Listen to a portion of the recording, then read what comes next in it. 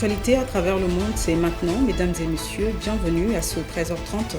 Voici les détails. À Uvira, dans l'est de la République démocratique du Congo, l'annonce du retrait unilatéral des combattants de l'AFC M23 ravive l'espoir d'un retour à la paix tout en laissant place à de nombreuses interrogations. Au total, 96 tonnes de matériel électoral comprenant des bulletins de vote, des formulaires de procès-verbaux et divers imprimés sont arrivés à Bangui le lundi. Une étape cruciale dans les préparatifs des élections générales prévues le 28 décembre prochain. Le Soudan est en tête de la liste des crises humanitaires mondiales publiée mardi par un groupe d'aide internationale pour la troisième année consécutive alors qu'une guerre dévastatrice a sévi dans ce pays du nord-est de l'Afrique.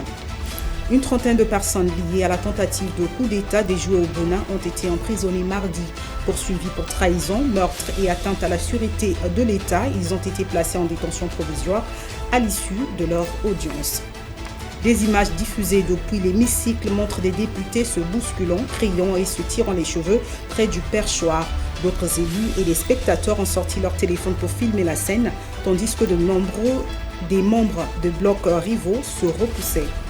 L'administration Trump a annoncé mardi l'extension des restrictions de voyage à 20 pays supplémentaires ainsi qu'à l'autorité nationale palestinienne, doublant quasiment le nombre de territoires visés par ces mesures à 39. Et enfin, l'Australie a commencé mercredi à enterrer les victimes de la tuerie antisémite qui a frappé lors d'une célébration de Hanouka à Bondi Beach. Des centaines de personnes en deux se sont rassemblées à Sydney sous haute protection policière.